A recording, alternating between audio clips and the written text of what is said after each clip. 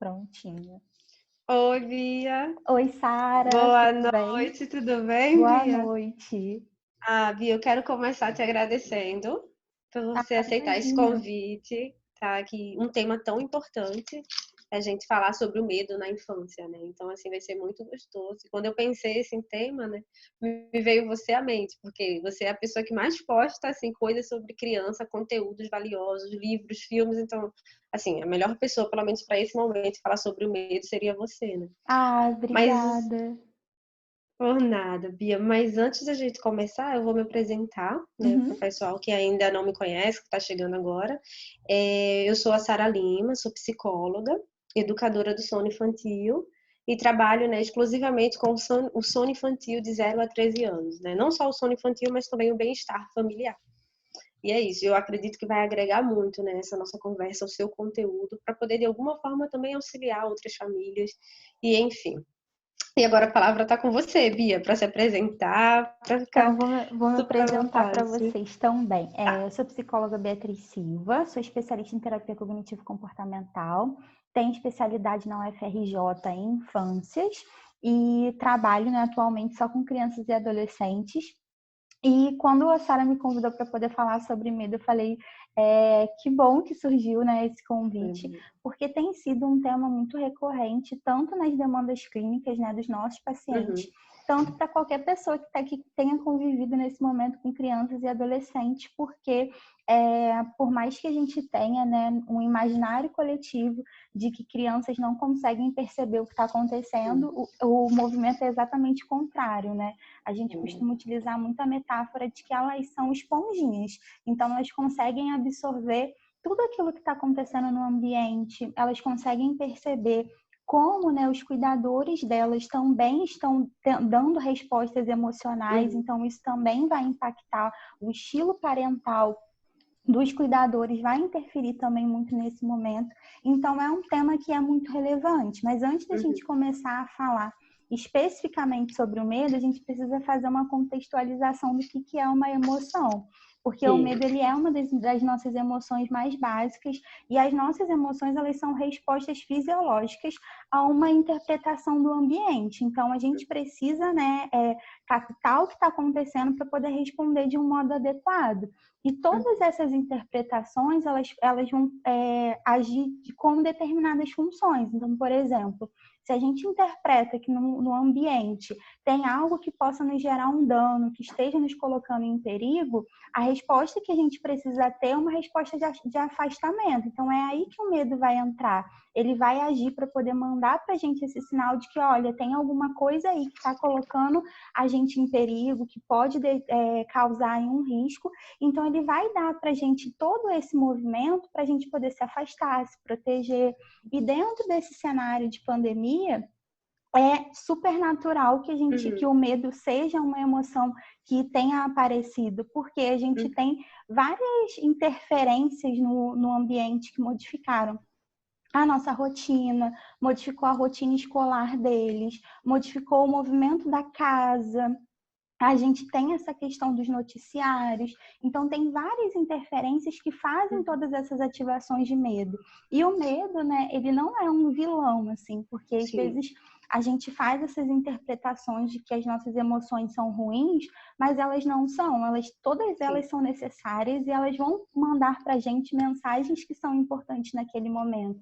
Então, o É uma medo, ele vai. proteção, né, Bia? Exato. O medo ele vai causar na gente um desconforto no nosso corpo, porque traz aquele frio na barriga, aquela sensação esquisita, mas isso também é um sinal de que o nosso corpo está funcionando super bem, porque se a gente precisa fugir de um ambiente, a gente vai precisar correr, por exemplo. Então é muito natural que o nosso corpo demande, né, sangue e recursos para a área que vai ser utilizada. Então ele tira dali um pouquinho daquele lugar que não vai ter tanto e manda para esse lugar que vai precisar ser utilizado.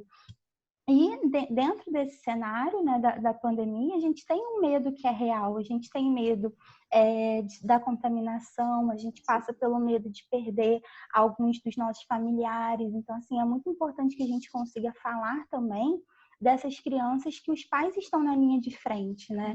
Porque elas interpretam um risco ainda maior e que de fato porque eles estão sendo mais expostos, eles não estão na segurança das suas casas, que é o recomendável nesse momento, então eles estão saindo da casa deles para poder cuidar de outras pessoas.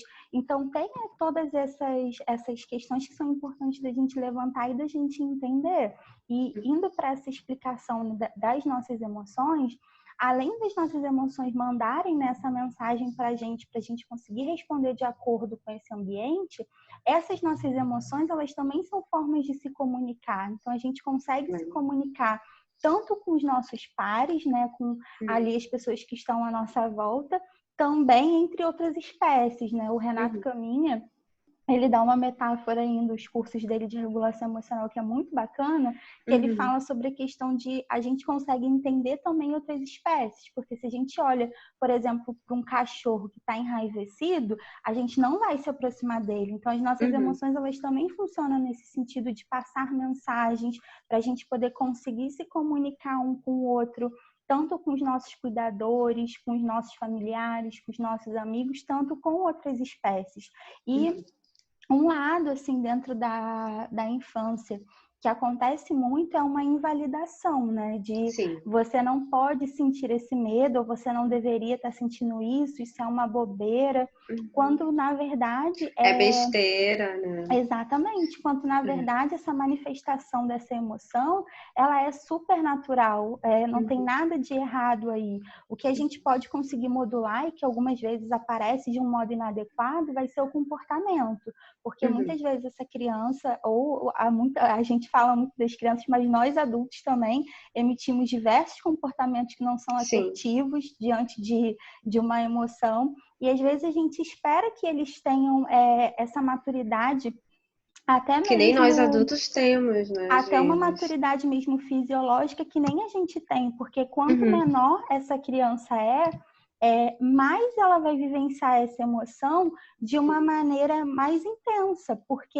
a parte da que a gente utiliza para poder racionalizar, ela só vai ser desenvolvida muito depois. Então, é muito importante que a gente consiga fazer esse acolhimento, que a gente consiga ter esse diálogo com essas crianças, porque eles ainda não têm toda a funcionalidade deles cerebral construída, estabelecida. Então, eles vão passar por essa questão mesmo de um amadurecimento que vai acontecer ao longo do tempo.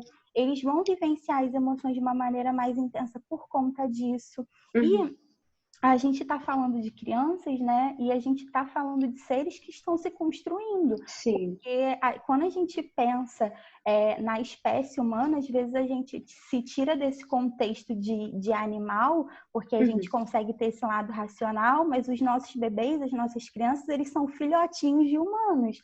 E nós somos a espécie mais dependente de cuidado. Nós somos a espécie que mais carece dos nossos cuidadores para poder se estabelecer enquanto humano.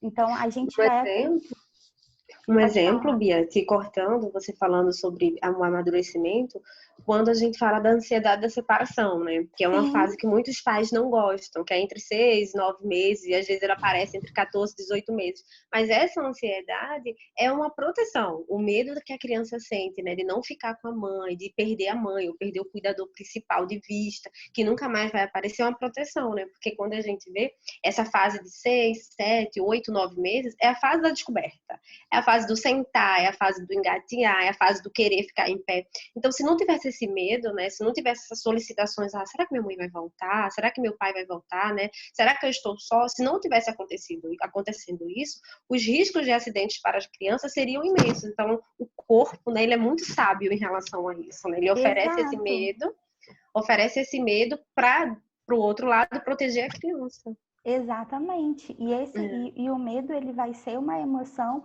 que vai acompanhar a gente por toda a nossa vida, porque também uma coisa que acaba sendo muito cruel com os adultos é de achar que a gente vai crescendo e que a gente vai se tornando extremamente corajoso e que coragem vai ser totalmente esse oposto desse medo, né? Você nunca mais vai sentir medo na sua vida. Não.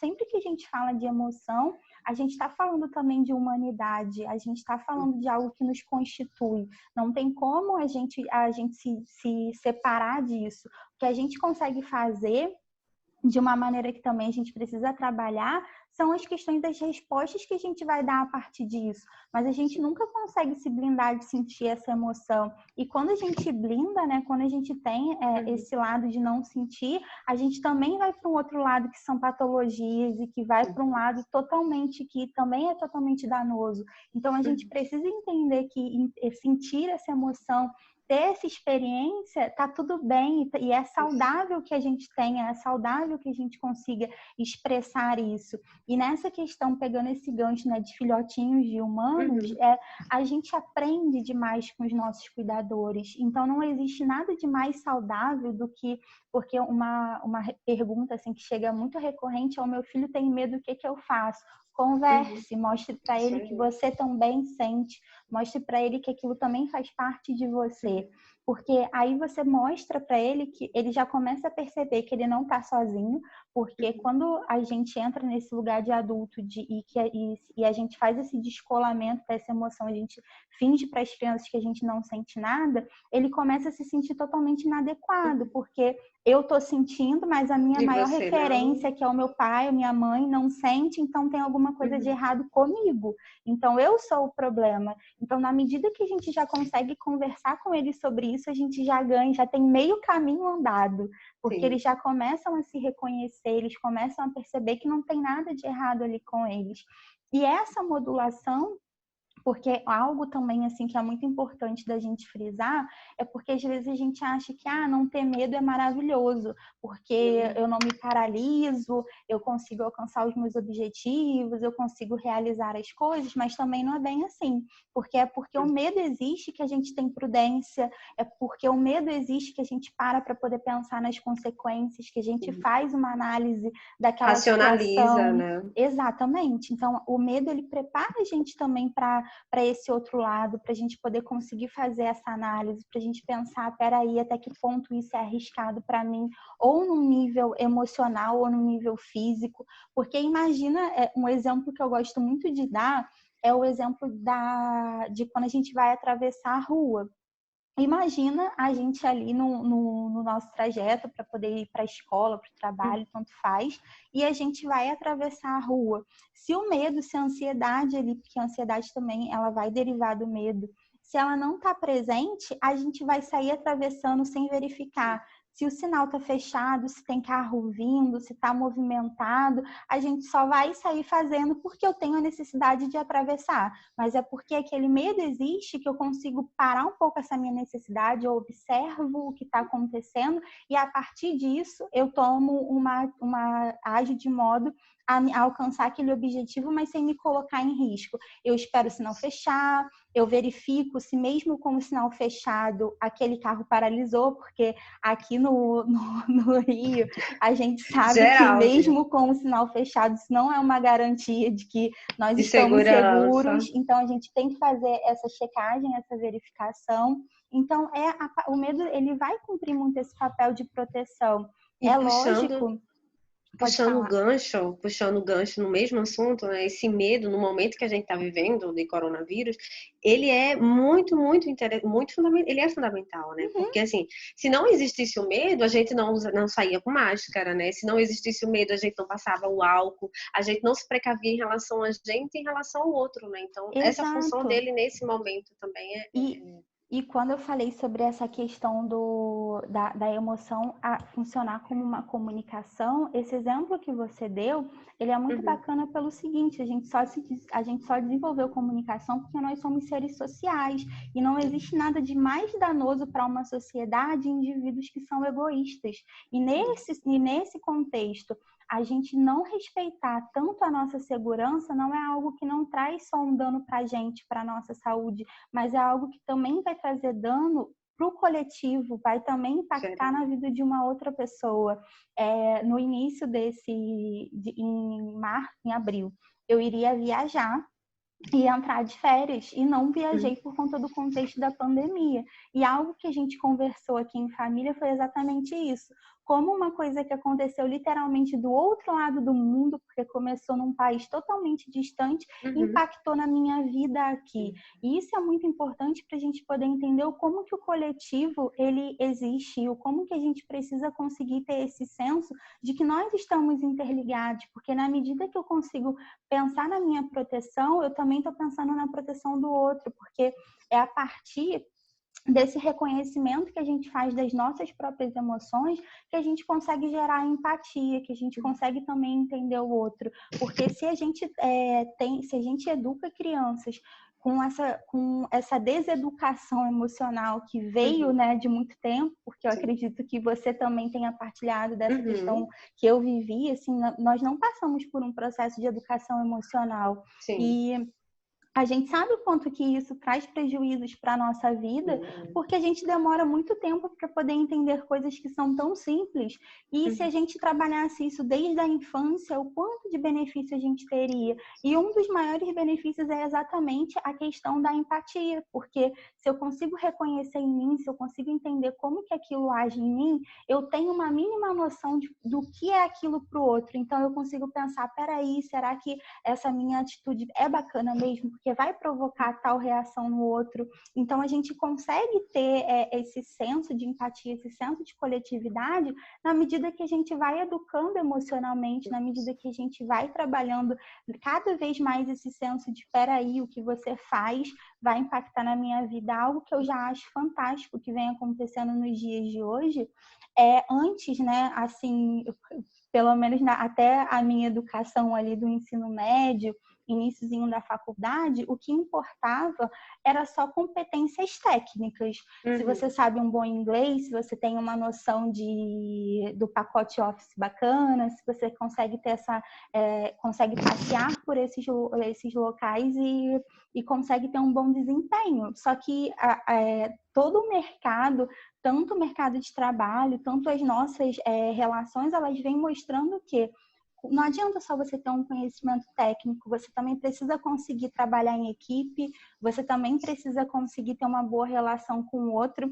E uma coisa que eu falo muito com os pais dos meus pacientes é sobre isso, que quando a gente trabalha, quando a gente investe em educação emocional, a gente também está investindo num futuro e numa vida de maior qualidade no geral, para o indivíduo, porque isso vai trazer consequência para ele, tanto nas relações, tanto no próprio trabalho dele, porque a gente sabe muito bem o quanto que a gente não rende quando a gente não tem um bom dia, o quanto que a gente não consegue ter uma boa produção, o quanto que a gente não consegue ter uma boa relação com as pessoas quando tem algo ali nos atrapalhando, porque diferente do que algumas pessoas falam, né? Chega no seu trabalho, desliga a chavinha, não é assim. Então, nós somos um conjunto, né? Somos inteiros. Trabalhar isso desde pequeno é fundamental para a gente poder conseguir promover para esse adulto que essa criança um dia vai ser uma vida mais saudável também, ter uma adolescência com qualidade, porque esses ganhos, né, quando a gente se depara para poder discutir sobre esses temas, a gente está trabalhando tantas coisas num futuro, a gente está prevenindo tantas coisas. Sim. Quando você começou a trabalhar sobre a questão do sono, assim, o quanto que as tuas publicações me fizeram refletir sobre coisas que eu nem me dava conta, porque por mais que a gente em algumas situações que a gente trabalha, como por exemplo a própria ansiedade, né, que a gente vai ensinar ali um ritual de sono para o paciente conseguir ter uma melhor qualidade de sono para ele, a gente não pensa o quanto que tem pequenas coisas que vão impactar. Detalhes, né? E que quando a gente se propõe a levar conhecimento, a gente está mudando tantas vidas sem nem saber, né? Isso é exatamente isso que acontece também quando a gente trabalha a educação emocional, porque a gente não sabe as pessoas que essa criança ela vai encontrar conforme ela for crescendo. A gente só vai saber do impacto e da diferença quando a gente vai educando, porque ele tem algo muito bacana que eles se tornam muito multiplicadores, né? Sim. Eu já cansei de trabalhar várias questões com os pacientes, depois eles falarem, eu ensinei bem pro meu amiguinho na escola. Verdade. Eles têm esse senso de divisão que é muito bom, né? E eles aprendem, e essas estratégias, elas são muito legais dentro desse sentido, do mesmo modo que eu falei dos cuidadores, né, de quando essa criança ela vai sentir medo e ela consegue ter ali um espaço de acolhimento para que ela possa falar sobre isso, é muito bacana, porque ela também vai falar sobre isso com os amigos da escola, ela também vai falar isso com os colegas, né, dos adolescentes, aí já falando de outros grupos, né, eles conseguem ter essas trocas, eles conseguem perceber que isso não tá errado, e isso também ajuda muito eles a perceberem a questão de terem estratégias de enfrentamento, né? Porque eles conforme eles forem crescendo, eles vão vivenciando mais situações em que eles estão mais sozinhos, né? Porque o próprio processo de autonomia e de crescimento, ele vai proporcionando isso, deles terem que tomarem as próprias decisões, começarem a escrever a própria história de vida deles. E quando eles conseguem entender e perceber qual é o papel do medo, qual é a função, como eu posso responder de um modo adequado, isso vai impactar lá na frente também, porque ele vai começar a ter essa percepção de um modo mais amplo. Ele vai perceber que aquela emoção vai aparecer e que ela não vai ser permanente, porque algo que é importante da gente frisar também é exatamente esse ponto. Como eles, falando das crianças menores, como eles experimentam uma emoção de um modo muito intenso, eles às vezes ficam com aquele medo de ter o medo, né? Porque é tão desagradável, causa tantos incômodos para ele que ele já passa a ter medo de sentir aquilo de novo. Mas quando a gente consegue educar de modo Pode falar.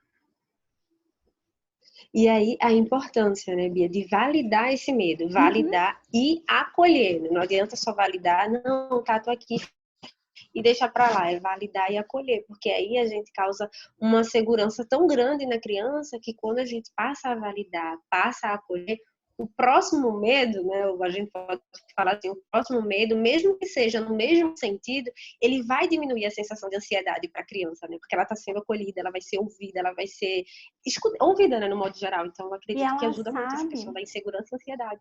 E ela sabe que ela pode ter alguém para ajudar ela, porque essa sensação, né, de quando a criança ela sente qualquer emoção, não só o medo, mas que aí ela busca o cuidador para poder comunicar aquilo que está acontecendo e ela não recebe aquele acolhimento, ela vai se sentir desamparada. E o quanto o desamparo ele gera diversos tipos de prejuízos para essa criança. Tanto uma criança que experimenta o desamparo, ela vai se sentir mais insegura de uma maneira mais presente, né, de uma maneira mais intensa.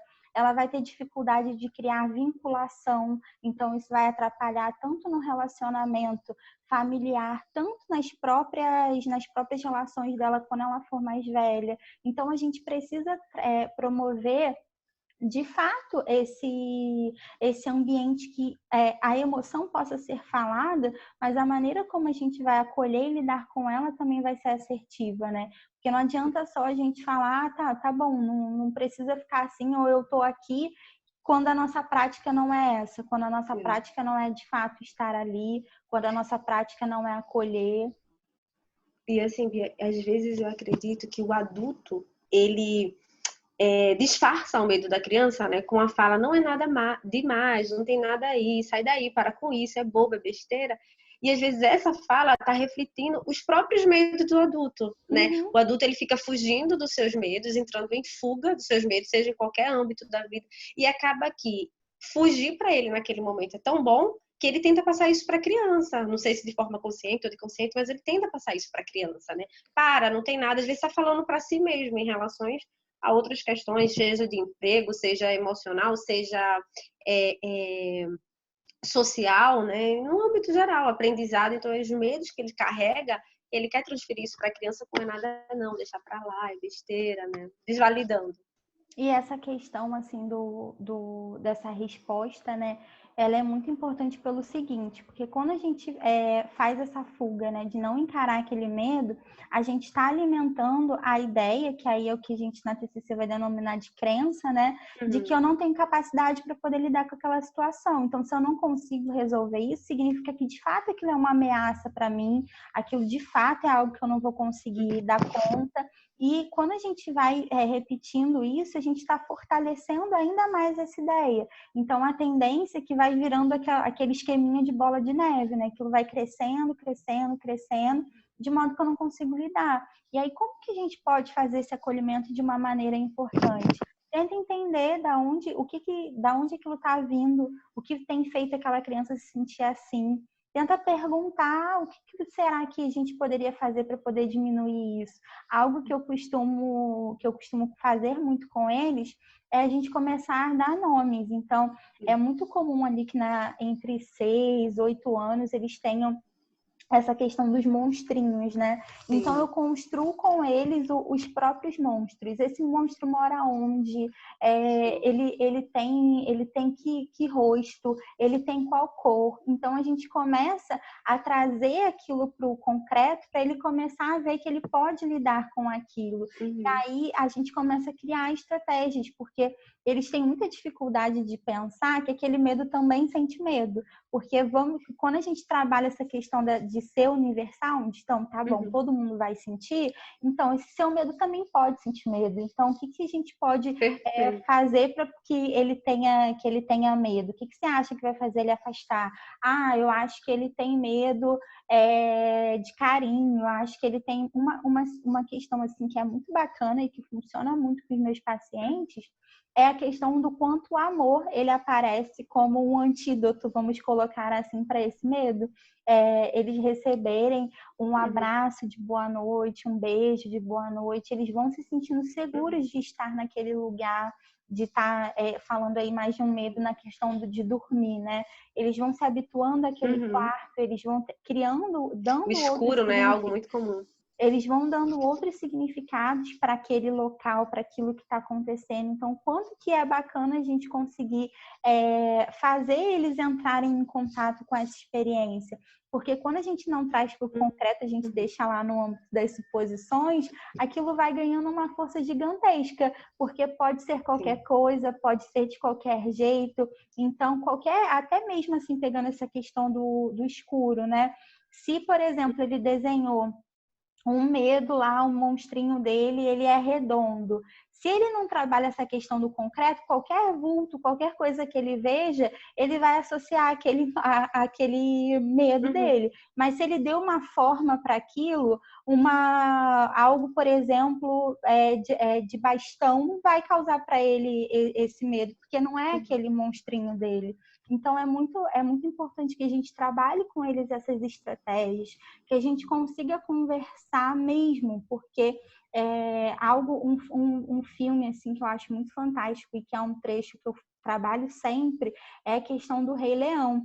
Quando o Simba ele vai lá para o cemitério de elefantes e para tentar mostrar para o pai dele, né, para o Mufasa, o quanto que ele é corajoso, o quanto que ele não tem medo.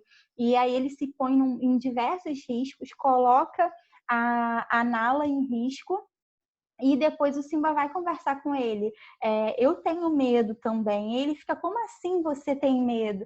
Hoje eu tive medo, por exemplo, de te perder. E é um medo que é real. Então, quando a gente consegue mostrar para eles que, peraí, até o Simba ali, o Mufasa ali, que ele está naquele contexto de ser um rei, de ser alguém ali num status, né, social de uma importância muito grande, até ele sente medo. Então, tá tudo bem. A gente não precisa sair se colocando num monte de risco para poder demonstrar essa coragem, porque o medo ele também se manifesta, né? A gente tem uma questão que é social, de que a gente cultiva muito essa ideia de que os meninos não podem sentir medos. Sim. A gente educa os nossos meninos, né, desse modo, de que quem tem medo é covarde, que medo é coisa só de menina. Do mesmo modo que a gente educa as meninas para não terem raiva. Menina não pode sentir raiva, menina tem que ser delicada. Então, o quanto que isso é é feio, danoso. né? E a gente começa... Porque o que vai... Mocinha, ou então até a gente vai começar a julgar pelo crescimento. Mocinha não sente raiva. Você já é um rapazinho não sente medo. Quem já viu? Hominho, né? Um homem vai sentir medo, né? E a criança começa a partir daí, né? E o quanto que isso para a gente vai gerar prejuízos, né? Porque algo assim que é um marcador muito grande na vida adulta é os homens, geralmente, quando eles estão tristes, por eles não serem educados para entrar em contato com essa tristeza, eles se manifestam com agressividade. Então, Sim. esse é um apontamento assim que é tão bacana da gente fazer para a gente ver que se a gente, por exemplo, tivesse educado esses homens para eles entrarem em contato com essa tristeza deles e validarem aquilo, talvez a gente tivesse hoje conseguido ter um indicador menor de mulheres que são assassinadas pelos seus parceiros. Porque quando a gente entra num relacionamento na vida adulta, o outro vai nos frustrar, o outro vai deixar a gente triste, a gente vai sentir raiva também de quem a gente ama, e isso não significa, isso não me dá o direito de tirar a vida dela por conta disso. Então, trabalhar a educação emocional tão assim, é algo tão importante que traz para a gente resultados em tantas esferas que às vezes a gente nem se dá conta. Desse mesmo modo da gente conseguir validar as meninas de peraí, você tem o direito de sentir raiva também. O que a gente nunca deve fazer é a partir da raiva que eu estou sentindo, por exemplo, eu ir lá e atacar uma outra pessoa, agredir aquela outra pessoa, mas eu posso, depois que eu entrei em contato com aquela emoção, eu conseguir pontuar, olha, isso que você fez, eu não gostei, me deixou chateado, não queria que você agisse assim comigo, não quero que isso aconteça numa próxima vez, porque é E é importante a aquela gente conseguir questão promover isso. É aquela questão, Bia, de ensinar a criança que raiva tá tudo bem. O que não pode acontecer é você se machucar o outro e sair destruindo as coisas. Isso não pode Exatamente. acontecer. Trazendo um exemplo, né, daqui de casa, a Helena tá nessa fase das birras, né? Vou expor porque a gente sabe que não existe. Das birras. Então, lá no comecinho, quando ela começou, ela ficava se balançando, se sacudindo, ela queria machucar. E aí eu falei, filha, você tem várias opções. Você tem o travesseiro para você abraçar, você tem a mamãe para você abraçar, você pode ficar sozinha. Tem até um João Bobo aqui em casa, mas ela nunca chegou perto de João Bobo. Você pode chegar, então são estratégias que a gente acha para validar, sim, aquela emoção da criança, mas o que ela vai fazer com aquela emoção? Como é que ela vai lidar com a emoção? Isso é muito importante trazer para as crianças. Você trouxe essa questão dos objetos, né? O quanto que eles são úteis mesmo, de modo assim. Eu gosto muito de construir com os pacientes que têm medo e ansiedade, eles construírem algumas bolinhas sensoriais para eles conseguirem se acalmar e conseguirem externalizar essa emoção que eles estão sentindo. Então, a gente pode utilizar massinha, tanto para ele poder modelar e trazer para fora, né, aquilo que está causando medo para ele construir, ou tanto para ele poder conseguir ter essa questão sensorial, construir questões simbólicas para que ele se sinta protegido, para que ele lembre que tem alguém que possa contar. Então, por exemplo, um braceletezinho. E aí pode ser mesmo de papel, assim, porque uma foto, né? Às vezes a gente pensa nessa questão de recursos, a gente pensa nas coisas mais elaboradas, Mirabolância. mas quanto mais a gente coloca, por exemplo, a criança para fazer junto, a gente vai conseguindo ter ganhos que são gigantescos, assim. Então, é muito, muito, muito, muito importante que a gente consiga abrir esses espaços, né? Ter esse exemplo do cantinho, tanto um cantinho para calma, tanto um cantinho, a gente pode denominar ali o cantinho das emoções. E aí não precisa criar com nada nem muito elaborado, não. Deixa para a criança. Folha que ela possa desenhar, algo que ela possa transcrever, então assim, lápis de cor, de cera, e pronto, isso já vai ser para ela uma ferramenta excelente para ela poder conseguir externalizar aquilo que ela está sentindo, porque quando a gente fala dessa questão, né, de emoções que são agradáveis e emoções que são desagradáveis, às vezes eles vão ter dificuldade mesmo de conseguir nomear aquilo que porque traz uma sensação corporal que é parecida, mas só dele ter essa oportunidade de ter algum local que ele possa entrar em contato, alguma estratégia que ele possa recorrer quando ele estiver sentindo essa emoção, já vai ser algo para ele de muita validade, né? E a gente evitar mesmo entrar nesses discursos de que tá errado sentir medo, que você não é corajoso, que quem que homenzinho já tem coragem, não tem medo, porque a gente vai sempre entrar, sempre que acontecer alguma situação que a gente perceba um risco, uma vulnerabilidade, essa emoção vai aparecer. E se a gente não prepara eles para poder fazer esse reconhecimento e conseguir lidar com isso de uma maneira bacana, a gente está gerando mais sofrimento, porque a gente não vai impedir que aquela emoção apareça, então ele vai sentir aquele medo e ele já vai ter estabelecido ali uma ideia de que ele não tem capacidade de lidar com aquilo e de que aquilo é o fim do mundo, que ninguém sente, só ele que está sentindo, que é inadequado. Então, a gente já vai criando, ao invés de a gente ajudar a ter naquela questão, a gente está agravando, a gente está piorando ainda mais. Então, é muito importante que a gente consiga abrir esses espaços, que a gente consiga dialogar e que a gente entenda que determinadas fases assim da idade da criança, né, da vida dela, ela vai ter alguns medos. Por exemplo, vai ter a fase clássica do medo do escuro, vai ter a fase do medo de separação dos cuidadores, vai ter a fase de medo de ruídos muito altos, de personagens, visuais, né? Os visuais. Vai ter a questão de personagem. Então é muito importante que a gente consiga estar preparado para isso, para poder receber essa questão quando ela vier, e que a gente consiga fazer com que eles sintam que esse ambiente da casa, esse ambiente dos cuidadores é um ambiente seguro para que eles consigam falar sobre isso e que está tudo bem sentir as emoções quando elas aparecerem. E a gente precisa sempre, né, tentar tornar algo assim que eu sempre falo conforme eles vão crescendo, eles vão tendo mais contato com o externo e eles vão estar cada vez mais em situações que possam causar riscos, em situações que são frustrantes.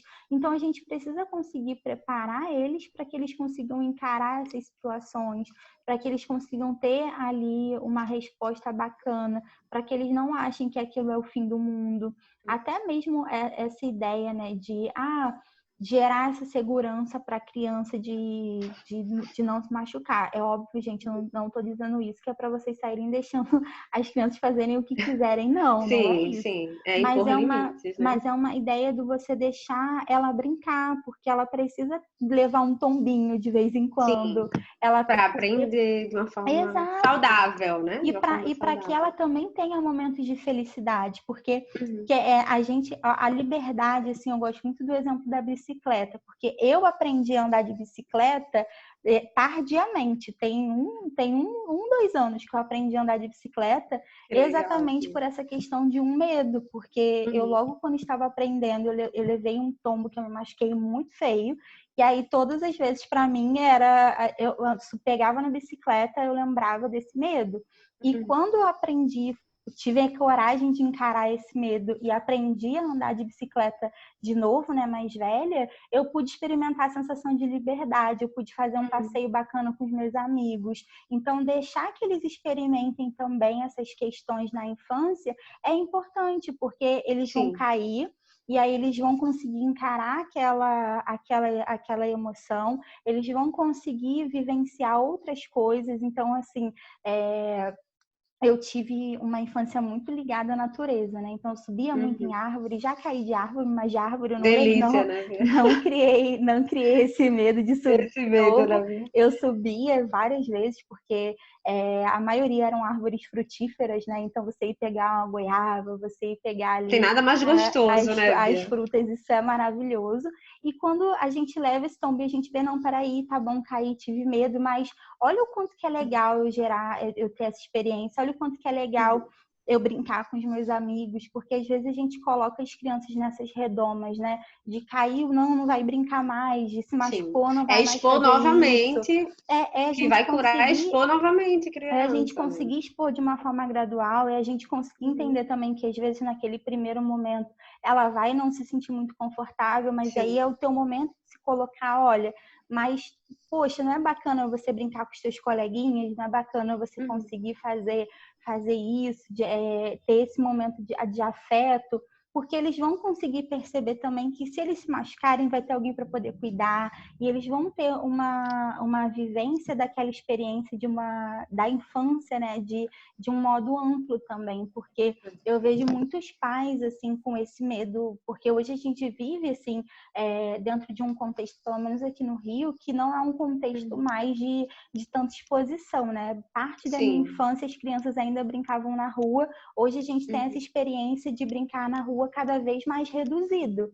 E às vezes a gente vai cercando, assim, de, eu não sei se deixa ou não, mas tente adaptar. Se na sua rua não dá para a criança poder brincar de, por exemplo, andar de bicicleta, não dá para poder ter essa mobilidade sem estar expondo ela a um risco, tenta levar para um parque, tenta reunir os amiguinhos em casa para eles poderem brincar, porque quando a gente vai retirando, né, deles todos esses momentos de socialização, a liberdade, né, de brincadeiras, essa questão de ser criança, a gente também está privando eles de liberdade, de aprender. Eu falo muito assim sobre, às vezes a gente recebe algumas queixas no consultório de, o meu filho é muito egoísta, mas é uma criança que brinca sozinho o tempo inteiro. A gente aprende a dividir quando a gente brinca em grupo, porque a brincadeira, o brincar na criança, ele tem um papel de diversão, mas ele também é um mecanismo de ensinar lições, ele é um mecanismo de educação. Não é à toa que na terapia infantil a gente brinca muito o tempo todo, mas não é um brincar só com esse fundo de diversão, né? Mas é um brincar com o propósito de ensinar, porque a linguagem da criança é uma linguagem que é lúdica, é uma linguagem que tem outros significados. Então, a gente precisa conseguir que elas entrem em contato com essa linguagem também, que elas se exponham a isso. E não vai ser retirando delas o brincar, não vai ser retirando delas esses pequenos infortúnios que vai ter, que a gente vai estar fazendo o que é correto. Então, a gente permitir que a gente tenha ali uma vigilância, que a gente consiga promover uma proteção, sim, mas que isso também não seja tão exagerado ao ponto de elas não estarem vivendo, elas não estarem sendo mais crianças, porque é importante demais que elas consigam viver a infância desse modo, né? E assim, Bia, falando nesse ponto, só seguindo a questão dos pais, né, que os pais às vezes sentem medo de expor a criança por conta do contexto, às vezes é muito interessante que os pais, não só nessa fala, né, de insegurança, mas no contexto geral, às vezes os pais precisam se reeducar emocionalmente para poder conseguir educar os filhos, porque não é fácil às vezes a gente chegar, né, e exigir, não, você tem que fazer assim com seu filho. Poxa, mas eu aprendi assim, né? Eu sempre falo, na maioria das vezes, o pai e a mãe eu sempre indico. E aí, a terapia? Como é que tá? Porque às vezes a gente arredonda tudo no sono, fica tudo tão perfeito, mas a questão emocional é a primordial no processo todo. Então, se a questão emocional não tá bem, como é que eu vou conseguir guiar meu filho, né? Como é que eu vou conseguir educá-lo no sono, emocionalmente? Eu não vou conseguir. Então, eu acho que é uma questão de reeducação emocional para educar os filhos, né? Exato, e como a gente falou lá no início, né? A gente veio de uma geração de adultos que não foram preparados nem para poder pensar sobre as suas emoções, né? Nem para poder dar conta de entender o que era aquilo. E porque a gente tem uma ideia, a gente sabe, tá, eu sei que existe tristeza, alegria, raiva, nojo, medo, mas você sabe como isso acontece no seu corpo, você sabe quais são as situações que despertam isso em você, você consegue reconhecer as vezes que você teve, porque na maioria das vezes são adultos que percebem que se sentiram desconfortáveis. Foi uma sensação, foi uma situação que me deixou esquisito, aconteceu. O esquisito é sempre a palavra mais usada, né? Me senti estranho, mas não sabe nomear, né? Mas não sabe nomear o que foi. E isso é complicado quando a gente vai tentar passar isso para uma criança, né? Porque o papel dos pais está nesse lugar de educação, e aí educar em diversos sentidos, e também dentro de uma questão emocional, de conseguir perceber, de conseguir validar, de conseguir dar nome para aquilo que está acontecendo, e que muitas vezes passa totalmente batido, né? Algo que eu costumo perceber muito é que, por exemplo, as crianças que têm depressão, diferente dos adultos, que nos adultos a gente percebe de uma maneira mais comum, é aquela questão da tristeza. Mas as crianças e os adolescentes, eles se manifestam muito a raiva. E aí, a resposta do cuidador é totalmente oposta. Porque se eu vejo uma pessoa ali chorando, por exemplo, me desperta também uma questão de acolher, de perguntar o que está acontecendo. Empatia. Mas se eu vejo alguém ali sendo agressivo, a minha vontade é de punir, é de controlar. E aí a resposta ela vai ser totalmente disfuncional ao que a criança está precisando, porque ela também está precisando de acolhimento, mesmo que ela não saiba dizer aquilo. E esse não dizer é o que vai, esse não saber como dizer é que vai fazer ela manifestar de uma maneira totalmente inadequada, porque ela não consegue dizer, olha, eu tô triste por isso. Ela vai perceber um desconforto, aquele desconforto gera nela ali uma angústia de eu não sei o que está acontecendo, eu não sei resolver, e ela vai ficando cada vez mais raivosa. Então, a gente precisa conseguir promover esse âmbito de discussão para conseguir minimizar cada vez mais esses erros de comunicação que acontecem por a gente não ser educado emocionalmente. E, assim, para a gente começar a caminhar para o fim, né? Porque falar sobre emoções é algo que a gente poderia ficar horas a fio horas conversando. falando, várias lives, várias gravações falando. Mas é algo que, assim, o que eu percebo que pode ser feito nesse momento e que tem trazido um resultado muito bacana é a gente mostrar para essa criança e para esse adolescente o que ele pode fazer para poder se proteger desse medo. Porque tudo bem, a gente vai sentir medo, por exemplo, eu sinto medo de ir ao mercado, por exemplo, porque é um lugar que é um momento que eu preciso sair da minha casa, é um momento que eu preciso tocar em objetos que várias pessoas tocaram. Mas o que eu faço para poder minimizar esse medo? Eu chego em casa, eu dou banho no meu pacote de arroz, já que essa é a recomendação para que ele fique limpo. Então, eu faço esse trajeto de máscara, eu utilizo álcool em gel, faço a lavagem adequada das mãos, deixo os objetos que foram utilizados do lado de fora, até que eles possam ser higienizados para poder voltar para dentro de casa. Porque quando a gente vai percebendo esse movimento do que a gente pode fazer para poder responder a esse medo, a gente tende a ele diminuir a um nível que a gente consiga lidar. Porque essa ideia de, eu não tenho nada para poder me proteger, eu não sei o que fazer, vai tornando esse medo ainda maior. E aí, quando a gente pega... O que é importante nessa fala, Bia, é a gente olhar os pais na seguinte questão. A criança manifestou medo. E, assim, só para a gente salientar essa questão, muitos pais, inconscientemente, lógico que não é de propósito, usam o medo como uma chantagem para a criança. E isso, assim, é algo...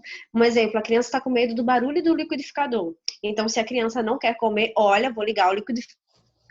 Né? É ativar mais ainda aquele medo. A criança fica naquele nicho que não consegue sair mais. Né?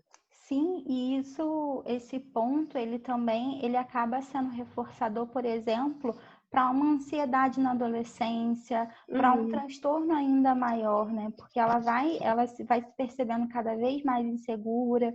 E assim, é óbvio que quando a gente fala disso, né, a gente não está falando de uma regra, porque a gente vai ter criança que tem uma dificuldade muito grande até mesmo de se conectar com medo. Então, a gente precisa mostrar para ela a questão do medo para ela começar a entender que, peraí, isso pode me causar um risco, isso não é algo muito legal de eu fazer, porque às vezes elas têm essa dificuldade de entrar em contato com isso. Mas quando a gente usa dessa vulnerabilidade, isso é muito, assim, muito, muito, muito difícil. Isso é muito desonesto, porque é como se... E aí algo para poder ilustrar muito isso, é só você, enquanto pai, enquanto cuidador, você pensar. Imagina que você tem o seu melhor amigo, alguém que você ama muito, e você vai e fala para aquela pessoa algo que desestabiliza totalmente, algo que te faz muito mal, que te causa sensações muito ruins, e na primeira oportunidade que aquela pessoa tem, ela usa aquilo contra você. A gente não gostaria que isso fosse feito, Sim. e a gente faz isso com as crianças o tempo todo, com uma ideia de que fazendo elas se sentirem mal, a gente vai ter um resultado bom, e não é assim.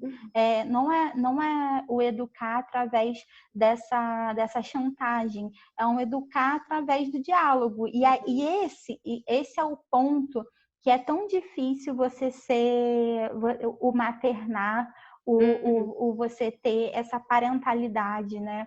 E aí não só na questão das mães, mas na questão de construção mesmo de vínculos, porque você vai precisar ter diálogo, você vai precisar conversar, você vai precisar encontrar pontos que sejam positivos para você e para o outro. As relações são isso, a gente conseguir encontrar o caminho do meio, aquilo que é bom para mim, que é bom para você, que a gente pode fazer junto. E esse diálogo ele precisa acontecer no sentido de, olha, isso que você está fazendo, por exemplo, algo que tem acontecido muito nesse momento, né? As crianças não estarem conseguindo fazer as matérias online, não conseguirem acompanhar o calendário. De, olha, eu entendo que nesse momento você está desconfortável, mas vamos tentar pensar o que a gente pode fazer para poder tornar esse momento um pouco melhor? Ou qual é o horário que você acha que você se sente mais produtivo? Porque o que seria ideal era a gente conseguir adequar as crianças em horários que elas de fato estão acordadas. Porque às vezes a gente, para aquela família, é mais conveniente a criança estudar de manhã, mas ela tem uma necessidade de sono de que no período da manhã ela está muito mal e ela não consegue prestar atenção direito. E nesse momento que a gente está em casa, né, de tentar flexibilizar isso um pouco. Então, tá bom, de tarde você está um pouco melhor, vamos tentar estudar de tarde, vamos tentar criar essa rotina, para que isso fique claro. E isso reforça essa questão do medo, né? Quando a gente pega e faz uma listinha, por exemplo, do que me causa medo e do que eu posso fazer para poder responder a isso, a gente une essa criança de modo que ela consiga ter uma resolução para aquele problema. Então, eu tenho medo do coronavírus, então eu posso lavar minha mão, eu posso entender um pouco melhor sobre o assunto, eu posso usar a máscara, eu posso ajudar na asepsia, né, dos produtos. Exato, eu posso pedir ajuda do meu pai, da minha mãe, para poder me ajudar a me limpar. Então, assim, é algo que é muito importante também, e assim, pegando esse gancho da limpeza, né?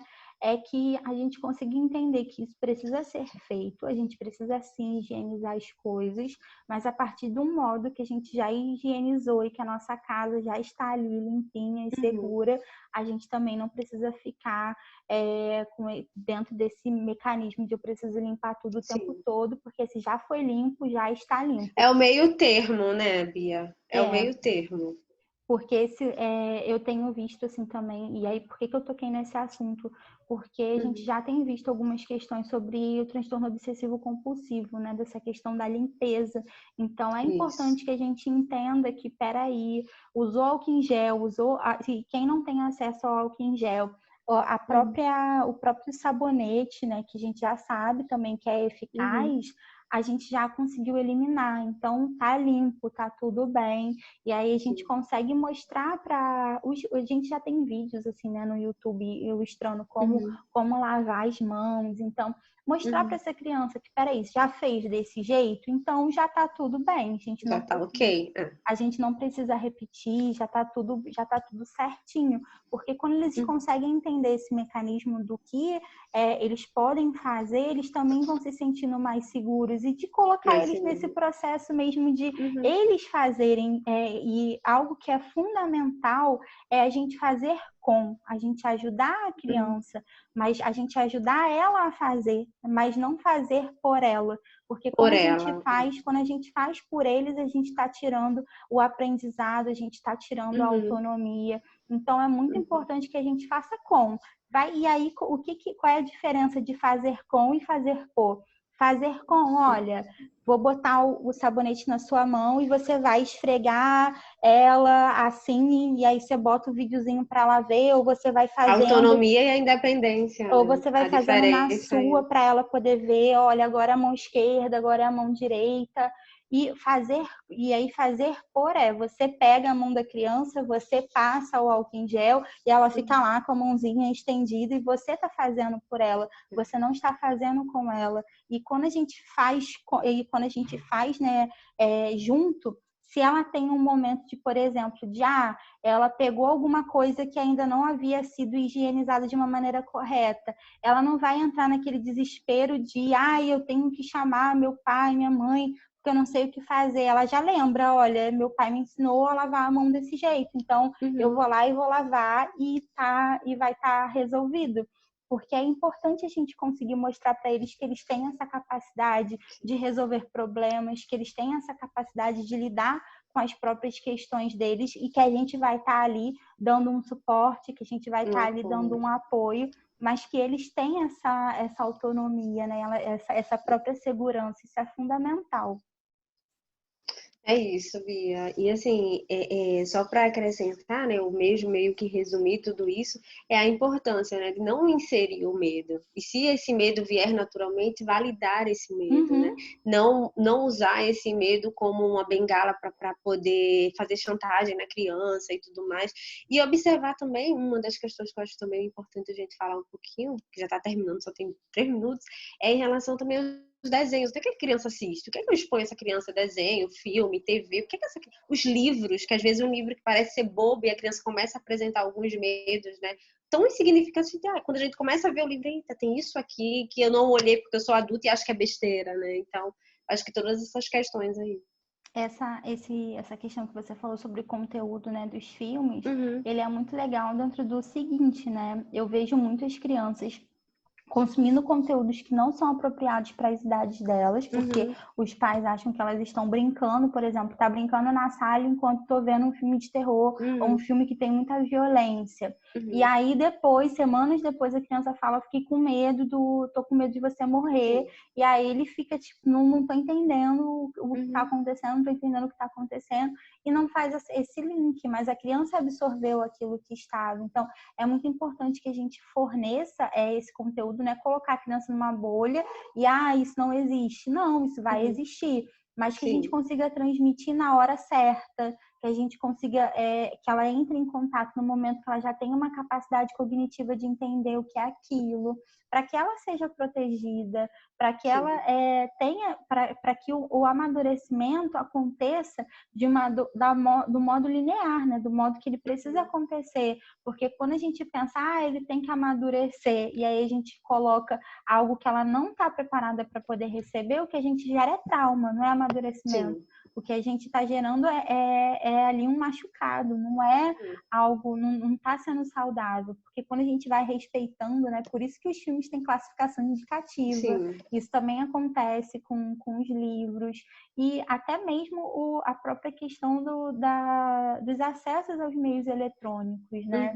Porque as crianças hoje, elas têm um contato muito grande, mas isso precisa ser fiscalizado, não é você deixar o conteúdo livre, porque a partir do momento que você deixa, elas vão ser bombardeadas por informações que não estão adequadas à idade. Então, até mesmo, e aí a gente está expondo muitas vezes a um risco, porque a gente pode estar colocando um material que vai entrar em contato com pessoas de má índole, com situações que vão ser muito ofensivas para aquela criança. Então, é muito importante que a gente respeite isso, né? Que a gente tenha uma infância que tenha essa liberdade de conhecimento, que a gente permita que eles saibam o que é o mundo, mas que a gente também consiga fornecer o conteúdo de um modo adequado e que eles consigam perceber que qualquer problema que tenha, o que estiver acontecendo, nós estamos ali para poder cumprir o nosso papel, que é o cuidar, né?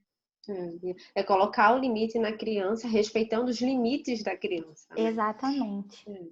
E Bia, muito obrigada, Bia, por tudo que você nos trouxe. Que conteúdo rico. Assim, eu pensando, você falando, eu pensando, gente, o filho dessa pessoa, se você for querer ter filho, meu Deus do céu.